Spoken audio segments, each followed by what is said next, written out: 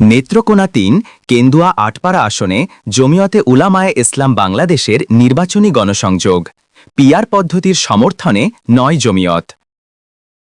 নেত্রকোনা ৩ কেন্দুয়া আটপাড়া আসনে জাতীয় সংসদ নির্বাচনে জমিয়তে উলামায়ে ইসলাম বাংলাদেশ মনোনীত প্রার্থী ও কেন্দুয়া উপজেলা পরিষদের অপসারিত ভাইস চেয়ারম্যান মাওলানা হারুনুর রশিদ ফারুকী নির্বাচনী গণসংযোগ করেছেন।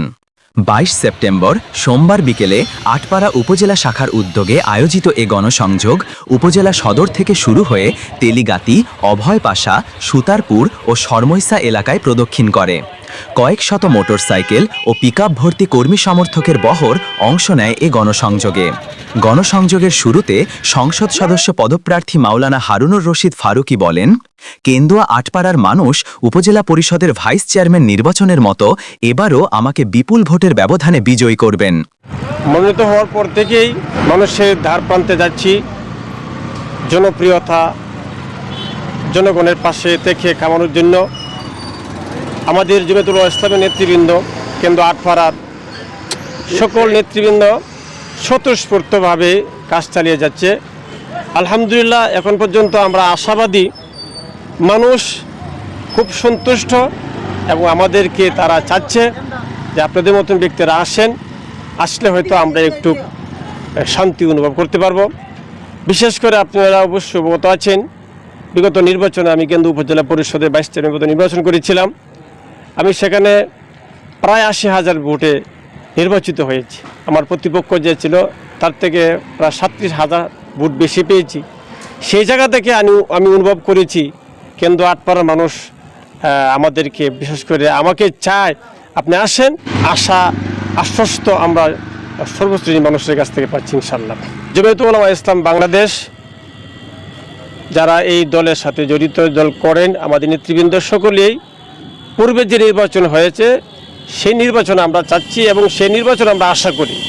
পিআর পদ্ধতি নির্বাচন সেটা আমরা সমর্থন করি না, পিআর পদ্ধতি আমরা চাই না। আমি যদি জনগণের ভালোবাসা নির্বাচিত হতে পারি, ৫৩ বছরে কেন্দ্র আটপাড়াবাসী যা পায় নাই, আমি তা দেওয়ার সর্বোচ্চ চেষ্টা করব।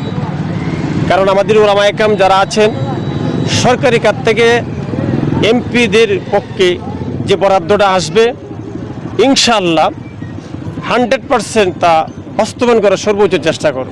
উপজেলা পরিষদের নির্বাচনে নির্বাচিত হওয়ার পরে আমার যে অভিজ্ঞতাটা, আলহামদুলিল্লাহ সেই অভিজ্ঞতাটাই এখন বর্তমানে কেন্দ্র আটপাড়া কাজে লাগাচ্ছি। সেই অভিজ্ঞতার প্রেক্ষাপটে আমি আশা করি কেন্দ্র আটপাড়াবাসী আমাকে বিপুল ভোটে বিজয়ী করে আগামী জাতীয় সংসদে কেন্দ্র আটপাড়ার অবহেলিত মানুষের এবং অধিকার বঞ্চিত মানুষের পাশে দাঁড়ানোর কথাগুলো বলার সুযোগ করে দেবেন ইনশাআল্লাহ। এ সময় জমিয়তে উলামায়ে ইসলাম বাংলাদেশ জেলা শাখার সাধারণ সম্পাদক মফিজুর রহমান বলেন, আমরা পিআর পদ্ধতিতে নির্বাচনের পক্ষে নই। সংবিধানে পিআর না থাকায় আমরা এ পদ্ধতিকে সমর্থন করতে পারি না। ইতিমধ্যে আমরা সারা এলাকা থেকে একটা ভালো সাড়া পেয়েছি, কারণ আমরা ইসলাম ধর্মকে আমরা প্রমোট করি। ইসলামই হচ্ছে আমাদের মূল টার্গেট।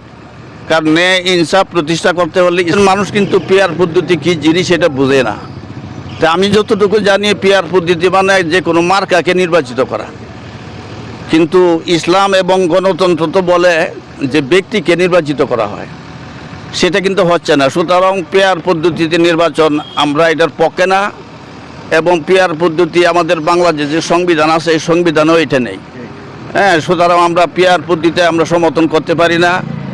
আমরা সকলের অংশগ্রহণে এবং গতানুগতিকভাবে আগে যেরকমভাবে নির্বাচন হয়েছে এভাবেই নির্বাচন হবে সেই গণসংযোগে জমিয়তে উলামায়ে ইসলাম বাংলাদেশ নেত্রকোনা জেলা শাখার সাধারণ সম্পাদক মফিজুর রহমান, আটপাড়া উপজেলা শাখার সভাপতি জহিরুল ইসলাম সহ কেন্দুয়া আটপাড়া উপজেলার বিভিন্ন স্তরের নেতাকর্মীরা উপস্থিত ছিলেন।